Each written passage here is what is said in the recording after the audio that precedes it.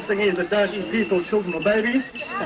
Second thing is they can't carry away any more than half their own weight off the ground. So all the stories you might have heard of eagles who've been seen carrying away sheep and goats and cows are not true.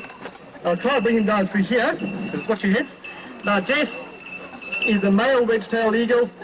He is in fact about 29 years old, and he's been here for a fair time. Now with all birds of prey, as Byron mentioned, hang on, Jess, what are you doing dear? Over here, hurry up. Now with most birds of prey rather, it is a male who is smaller. So Jess weighs about 3 and a bit kilograms. Just try over here. And the female wedge-tailed eagle is roughly 1/3 bigger than him again. So there's a very big size variation. Watch your head. Wow. Okay. Now, how long do they live for? I mentioned that Jess is 29 years old, and his feasible lifespan is about 45 years. So, You missed it? large birds of prey live for a long time, but they breed very slowly. So you'll find in the wild, a bird like Jess,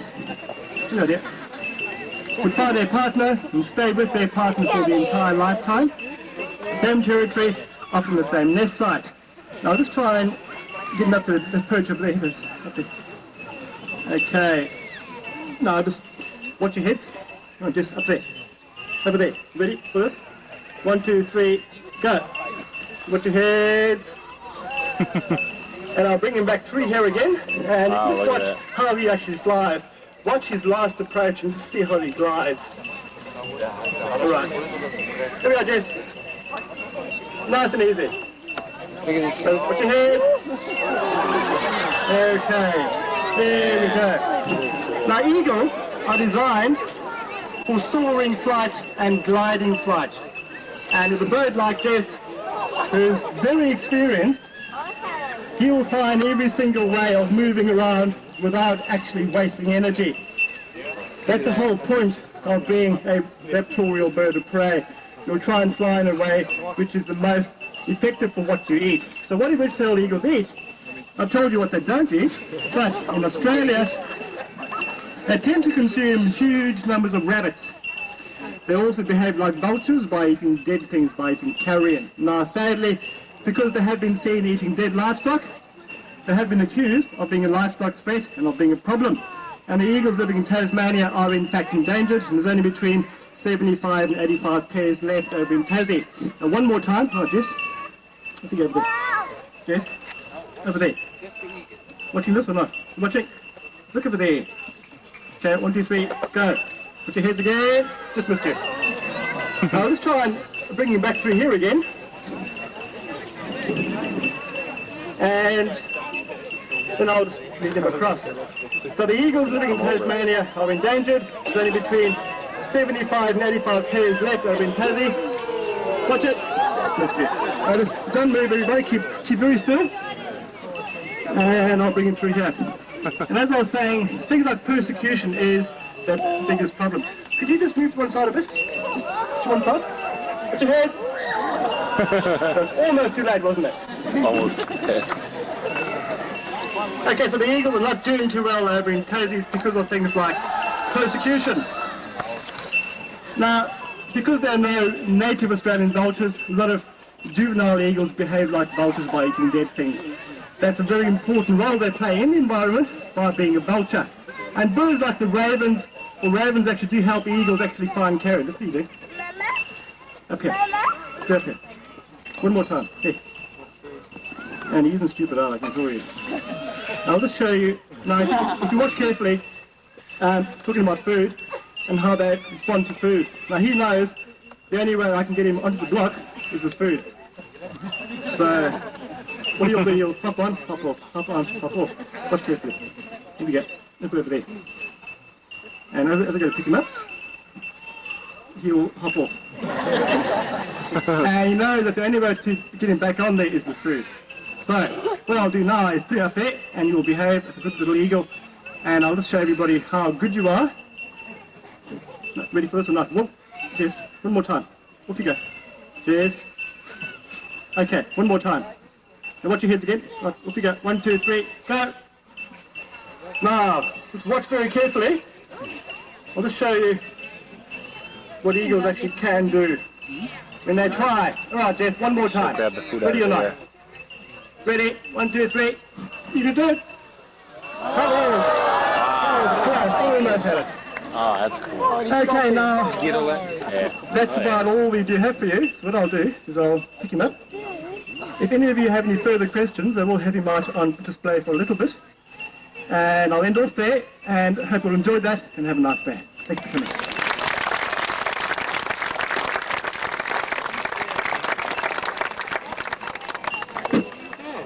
As many people flying all the way as possible, but often we can't do it. So to try and get around that, we each have our own birds. Yes. Yes. So it's our flight here, and our flight here have 2 eagles. Yes.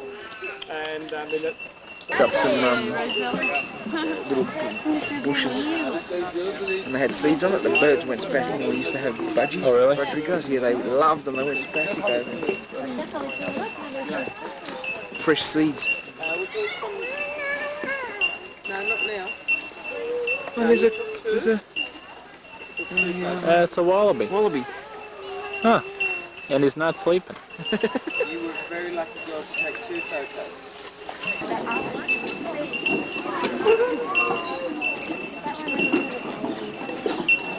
That was when we were baby house.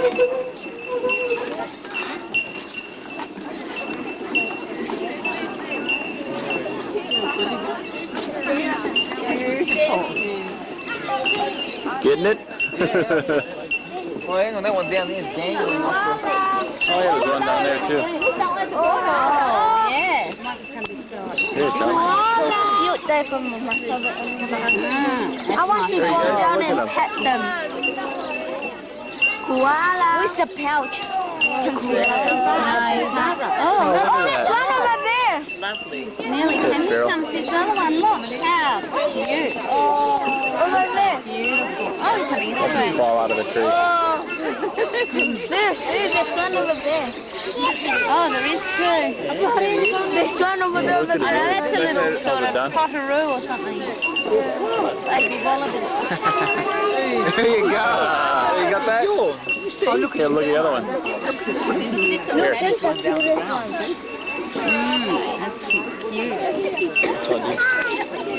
Oh, there's one over there. Oh, there's another. You getting that one down on the floor? Oh, yeah. Check out his toes, man. He's just like, ugh. Koala.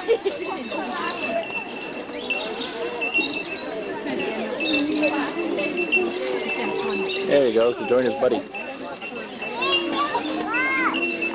Check this one out, looking like my tree.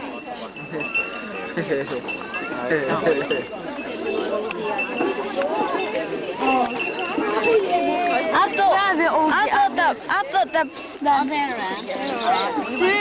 I thought that said we went to see koalas the last one. This is the last, yeah, this is the last thing we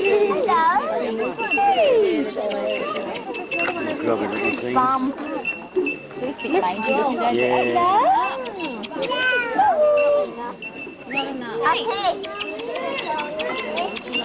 All right, how about if we head up there to that show? Did you get it in okay?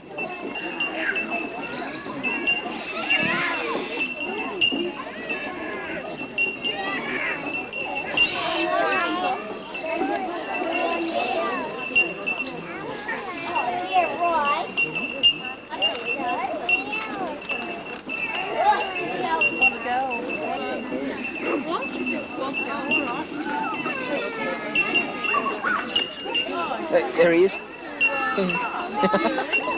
He's like, oh, it's dinner time. Check out their nose, man. He's got a hangover. See how their feet can, Oh, yeah, like a grip can grab. Yeah, can grab. I know, they got them long toes. Yeah.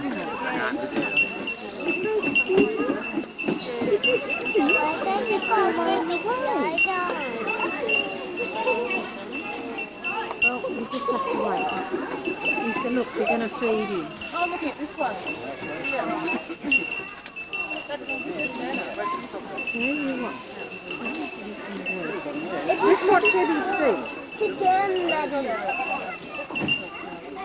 We'll just wait.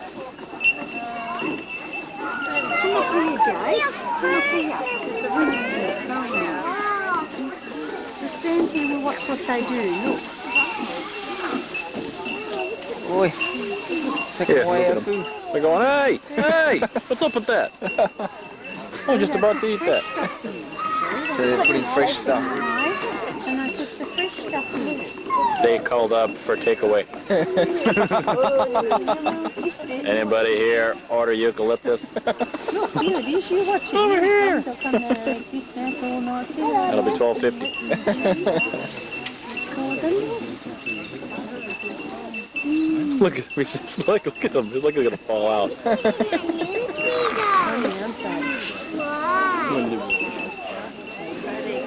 at me.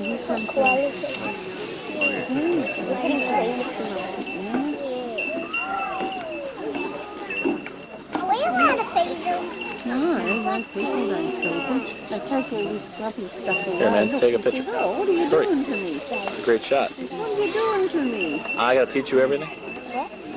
Oh man, there's some good shots that you agree that are good and I agree they're not. But that was okay. Well, it's my camera. Yeah, that's true. That's why I took it. Yep, without argument. Look at him, man. Oh, look at him. He's got fleas. Stand here and watch what happens. They'll hit some more grass, more leaves in there, and they take all the old ones. See, this one's been run dry, this tree. Oh, I know. Barely They're standing. clean, man. Yeah.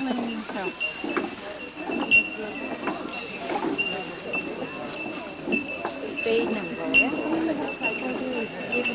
They'll come down and set some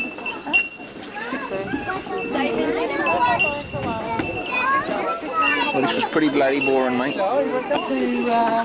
Hillsville Sanctuary's koala enclosure. Amy! My name is Sue, and being one of the koala keepers, I'm here to give you lots and lots of interesting information on them. So once I finish, if anyone has any questions, please feel free to ask me, because I'm sure I won't be able to cover everything in about 10 or 15 minutes. So hoping I can answer those questions for you.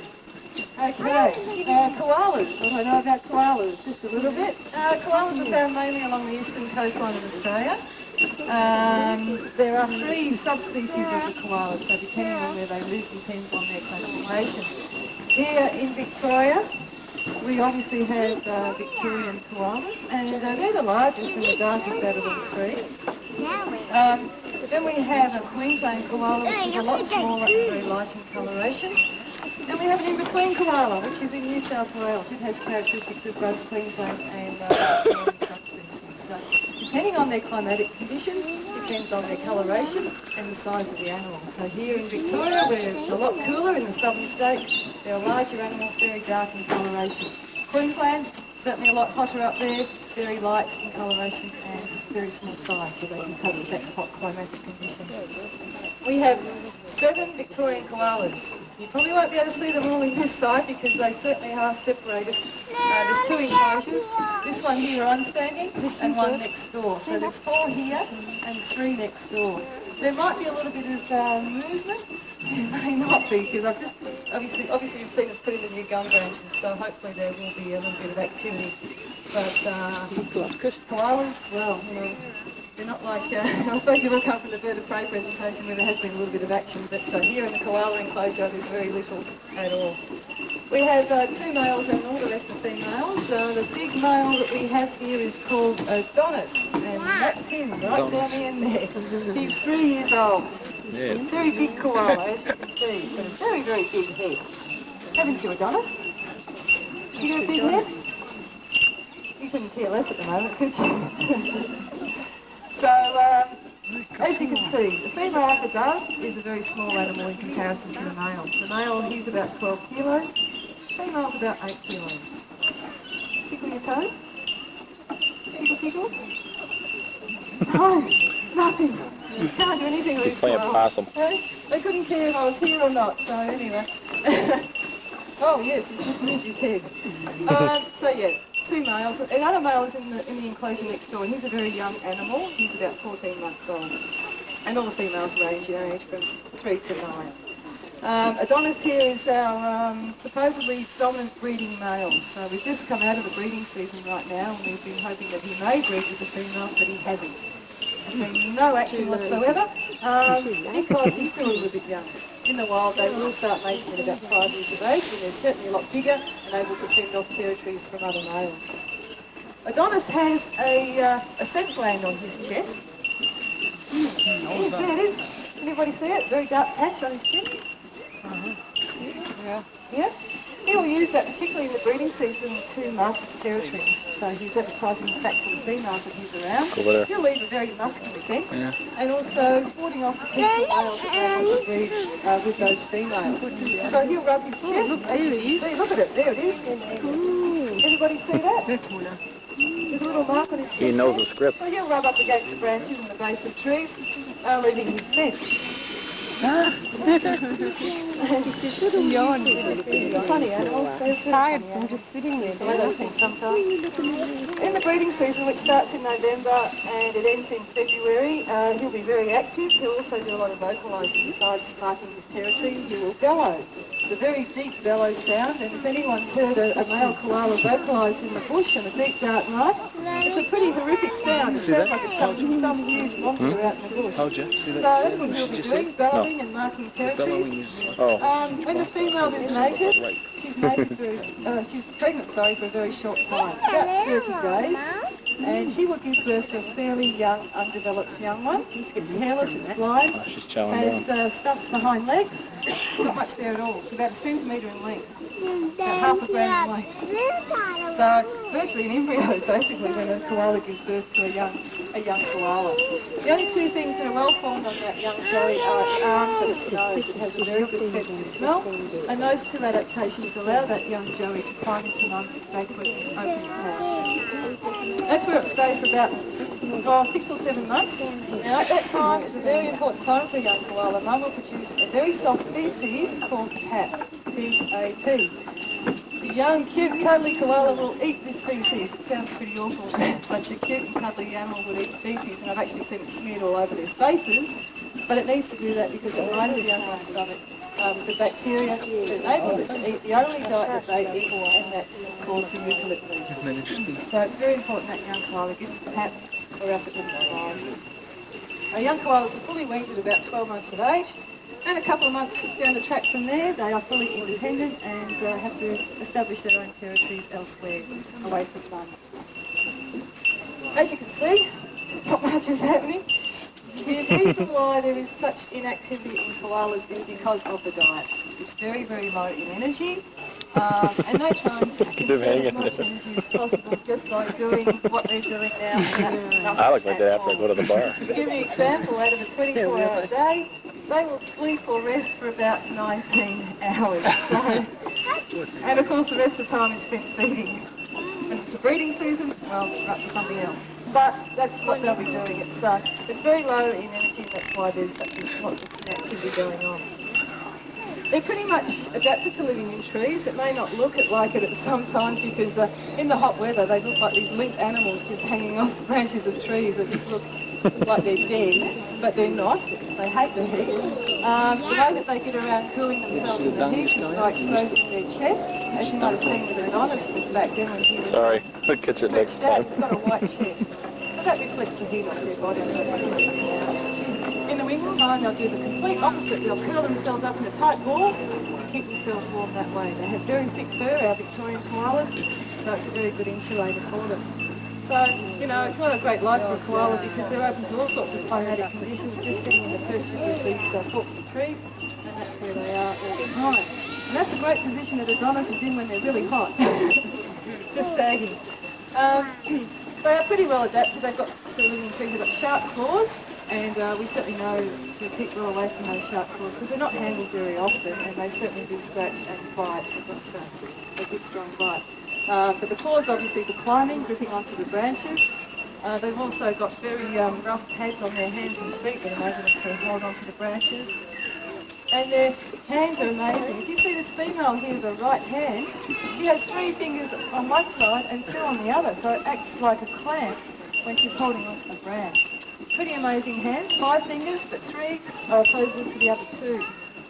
When they climb down the tree, they climb down backwards. They don't climb down head first, just in case they fall on their head. No, not really.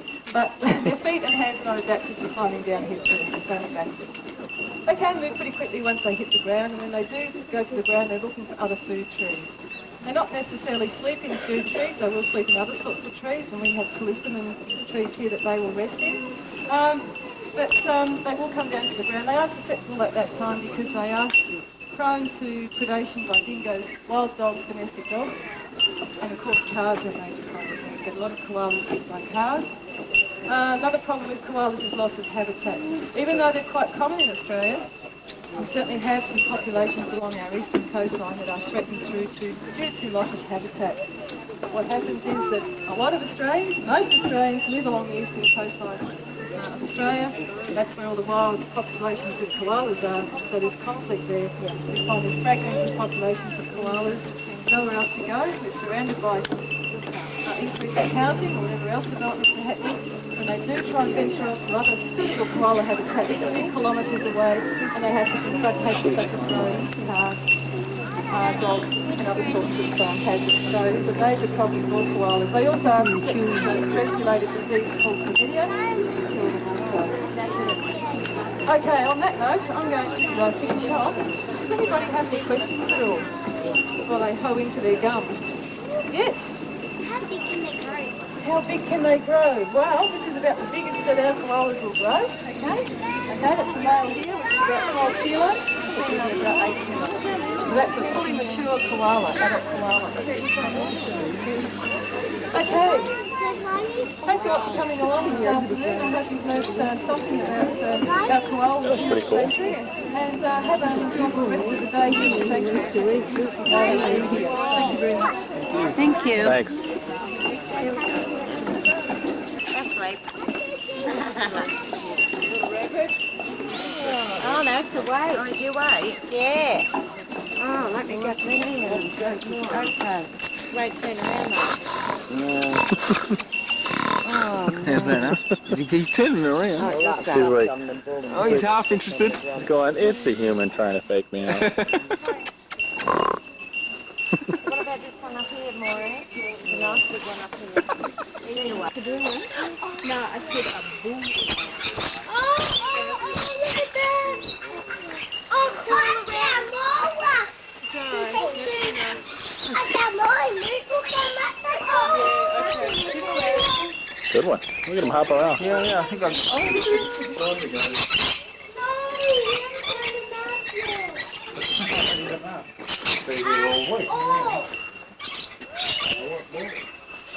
Damn it. He moves God.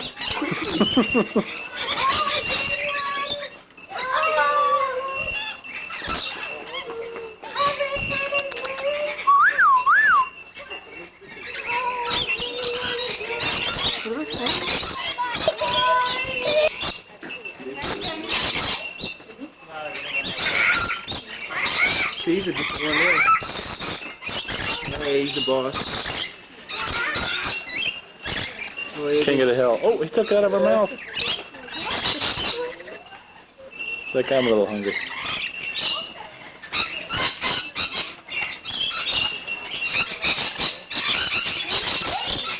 Did you get that? Yeah, he popped right out in front of me.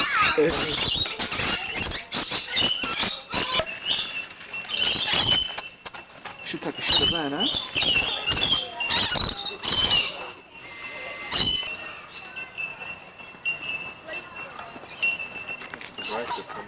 Dingo.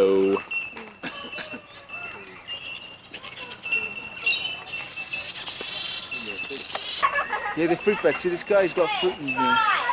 Who These does? are it. These are the flying foxes. Oh.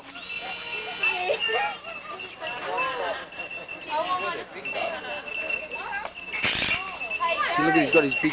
Oh, look at that one in there. Yeah. Are you getting him? Oh, yeah. Yeah, he's dangling, man. It stinks in here. Yeah, because there's droppings in there. See, he's chewing on a banana, this guy here. That one's eating a piece of banana. It's a cheeseburger. He's having a Big Mac attack. That one's eating. How come bats, they don't get head rushed?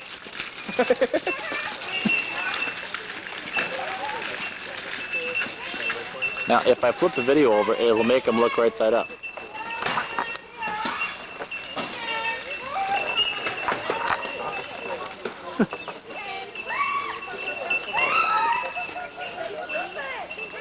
Hey, Sparrow. Yeah.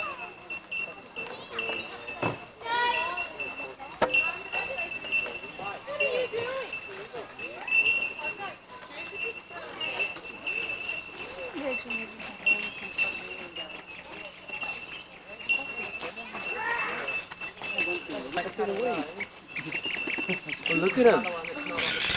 Look, you guys. Big bats, don't they? Oh yeah, bat. Got those red fur coats on, huh? No, these have wings.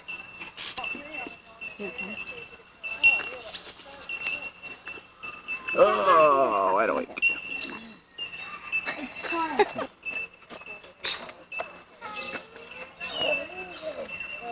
How do they get big?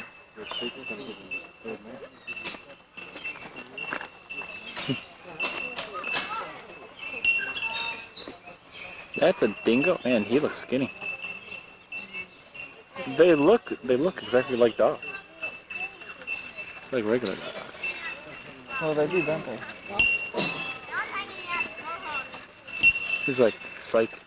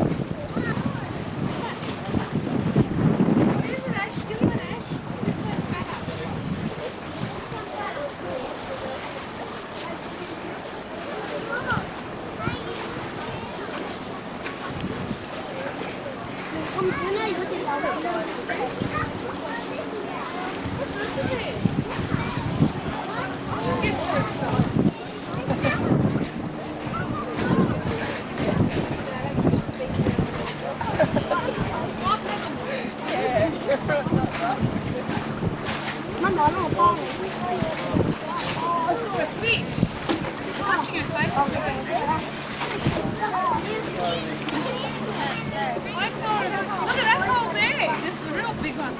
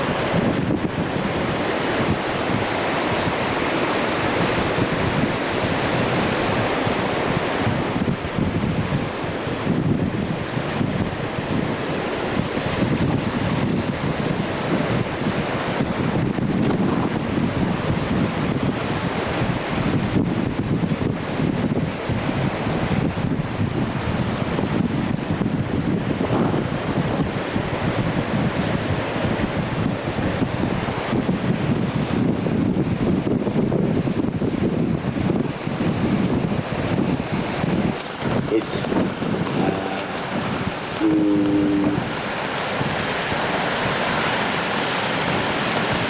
poncho stuff, isn't it?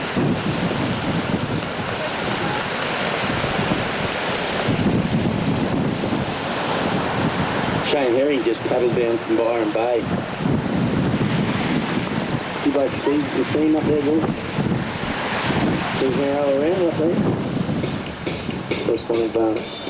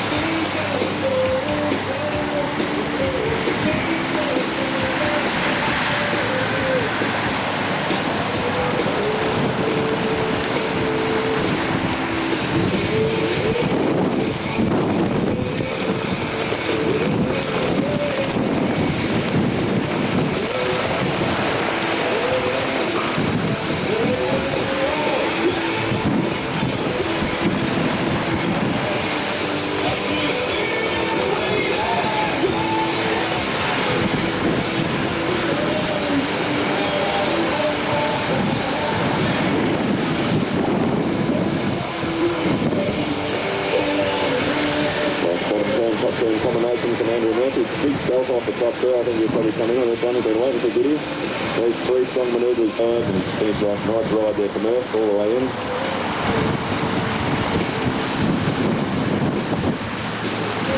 And Murph, you can hear us down there. The boys up there just gave you an 8.5 for that ride, Murph, an 8.5. A nice score.